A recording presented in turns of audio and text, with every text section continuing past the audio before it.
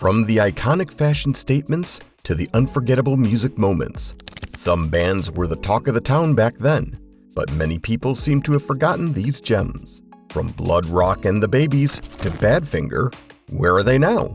Let's find out. Head east.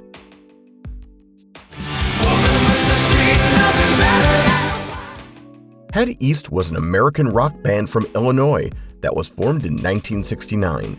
Their hit and most iconic song, Never Been Any Reason, made a lot of buzz and even peaked at number 68 on the Billboard Hot 100 in 1975, with their album Flat as a Pancake, making it to the top 40 on the Billboard 200 chart in the same year.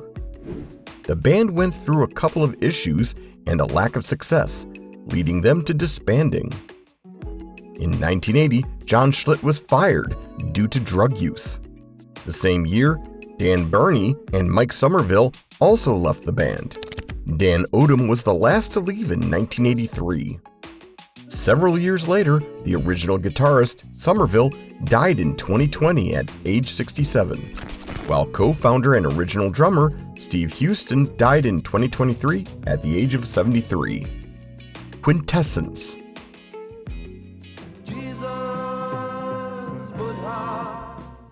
Quintessence was a rock band formed in 1969 in London. Their music style blended psychedelic rock, jazz, progressive rock, and a little Indian music influence. Their albums received a lot of praise from critics owing to their unique sound, and they performed on the big stage at many popular festivals, including the Isle of Wight Festival and the Glastonbury Fair. Quintessence was the talk of the town, playing a handful of festivals and concerts all over Europe. But sadly, even that didn't guarantee them a place in history. A US record label deal by Island Records' Chris Blackwell quite possibly could have changed this when it fell right on their laps. However, the deal never happened due to disagreements among members, with Devin Jones requesting more money. The band eventually broke up due to disagreements and tensions, especially when the leader, Raha Ram, fired important members Mahadev and Shiva Jones, who were loved by fans. This caused a very obvious setback commercially for the band, eventually leading to the members going their separate ways. Quintessence turning down the deal disappointed Blackwell, who dropped the band from the label. This led to Ram firing his members. And, as you have guessed, Quintessence would never be the same. Bloodrock.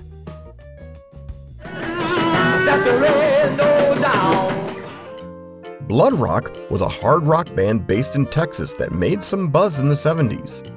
They are remembered as a one-hit wonder for their song DOA, which peaked at number 36 on the Billboard Hot 100 chart in 1971, with two of their albums, Bloodrock and Bloodrock 2, making the top 100 of the Billboard 200 chart in 1970. Unfortunately, the band broke up due to some creative differences and the departure of their lead singer and guitarist, Jim Rutledge and Lee Pickens, respectively. This led to a drastic change in the direction of the band and caused the group to be displaced following a lack of commercial success. The band broke up after they were dropped by Capitol Records and performed their last show. The Babies.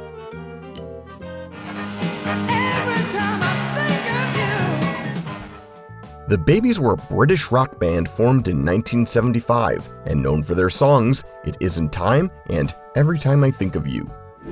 The original The Babies lineup had keyboardist, guitarist, as well as founding member Michael Corby, and in order of joining the group, vocalist John Waite, drummer Tony Rock, and guitarist Wally Stalker. The way they spelled their name, which started off as a joke, just stuck with people. It just appealed to everyone's sense of humor. That and their music meant they wouldn't leave people's memories that easily. However, that just wasn't the case. 6 years after formation, the band broke up because John Waite, the lead singer, chose to go solo, leading to the band's dissolution. The Beyoncé to their Destiny's Child. Aside from John Waite's departure, there was internal tension and conflict among members due to their lack of success compared to their talent and effort. There was said to be friction between Waite and the band's guitarist, Michael Corby, which played a part in the tension that led to the breakup. Some group members were beyond disappointed that they were not attaining the expected success level and felt their music was deserved. Rare Bird.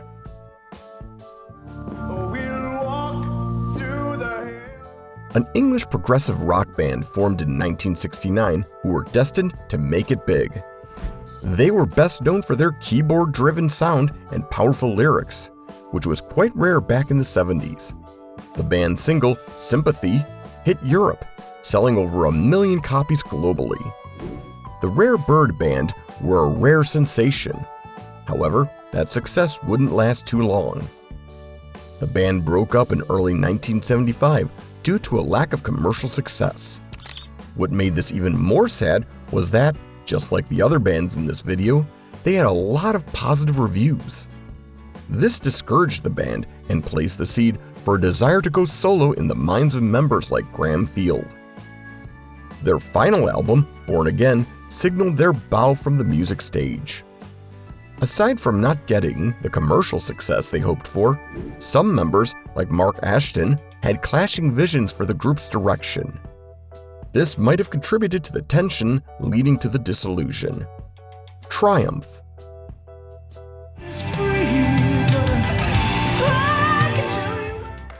While the British are pretty much the gods of bands, the Canadians aren't bad either. This Canadian band once almost ruled the world. Next up, Triumph. Formed in 1975, Triumph was a Canadian hard rock band quite popular back then. Their guitar-driven rock songs, live shows, and arena rock sounds ensured that Triumph stayed on everyone's lips. And they were only a trio: Rick Emmett, lead vocalist, Mike Levine, bassist and keyboards, and Gil Moore, drums. Well, like all selfish deeds do, Rick wanted to go solo, so he did just that. The boys broke up in the early 1990s. Triumph still tried making it work after Rick's departure, but some issues with their label and a lack of commercial success meant they just couldn't. In no time, the band called it quits. However, they released one final album, Edge of Excess, before disbandment. Tintin.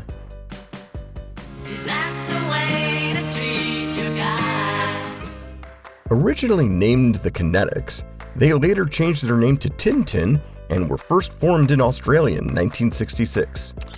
They were a pop rock band that had some motion in the 1970s. Their hit song, Toast and Marmalade Tea, peaked at number 20 on the Billboard Hot 100 in 1971, and they performed at a few major festivals, including the 1970 Isle of Wight Festival. Unfortunately, they broke up in 1973 due to a lack of success, with their debut album barely charting. The band members decided to look into different musical directions and broke up not long after their formation. They eventually went on to form new groups. Humble Pie.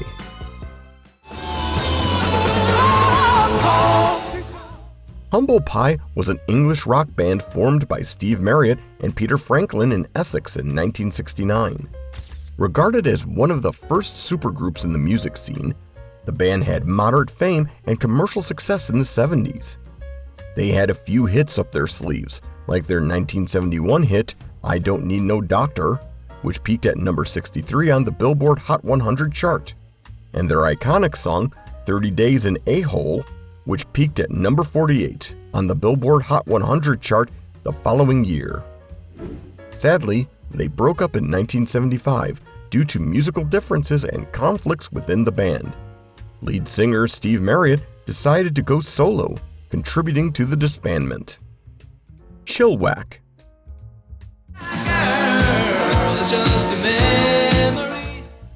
Created in 1970, the band broke up in 1988 due to some differences among members, and key members like Brian McLeod and Bill Henderson chose to leave to form other groups like the Headpins.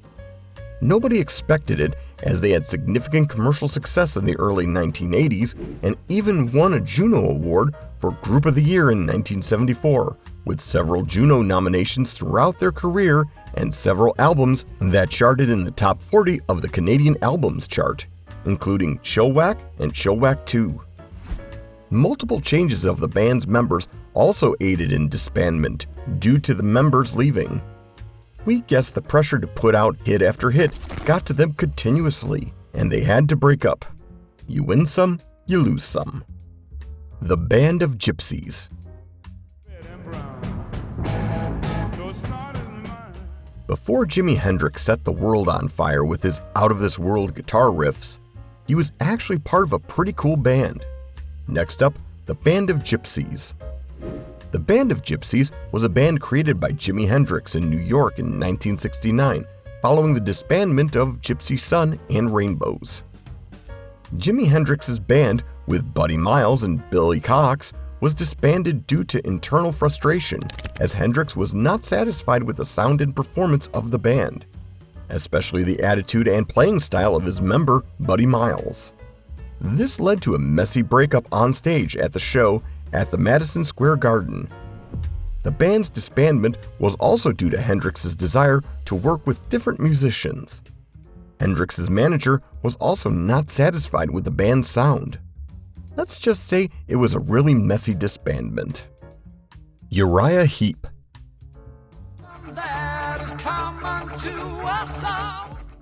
Next up, Uriah Heep. Referred to as a major pioneer of hard rock, progressive rock, and heavy metal, Uriah Heep was part of 70s rock. The band has sold over 40 million albums globally, so that should tell you all you need to know. They've also received several RIAA and BPI certifications for their gold and platinum records. The band was also regular on the charts, with multiple albums charting on the Billboard 200. They never disbanded, but faced continuous member changes and internal conflicts between David Byron and Ken Hensley. Disagreements on the direction of the music and the burden of touring led to the band losing its original sound and finding it hard to maintain commercial success and popularity. Key members, including John Wetton and Ken Hensley, left the band during that rough period, which changed their overall sound. However, 77-year-old Mick Box remains the only original band member throughout its history. A lot might have happened, but they are still afloat today. Badfinger.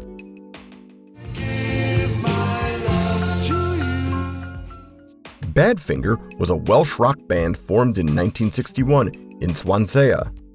The band had several hit singles, including No Matter What, Come and Get It, and Baby Blue, with 2 albums that charted on the Billboard 200 chart. The band broke up in 1973 due to a very unfortunate event. The main songwriter, Peter Ham, died by suicide at just 27. This was caused by his battle with anxiety, depression, and substance abuse. Other legal and financial issues caused by their fraudulent manager also contributed to Peter's sad demise. Following Ham's death, the band struggled to recover, but was met by more issues and conflict between the surging members. Their following albums, Airwaves, released in 1979, and Say No More, released in 1981, were unsuccessful and failed to chart as members of the band, Molland and Evans, fought and cooperated in unsuccessful attempts to revive the band's legacy. Unfortunately, in 1983, Evan also committed suicide. While Gibbons passed from a brain aneurysm in 2005, the band was left with just Molland as its only surging member. They are remembered for their influence on power pop in the 70s. Well, we have come to the end of our dive into the world of the 70s. A few of these bands could still be active today, if not for one reason or the next. Please let us know which of these bands you wish were still around today.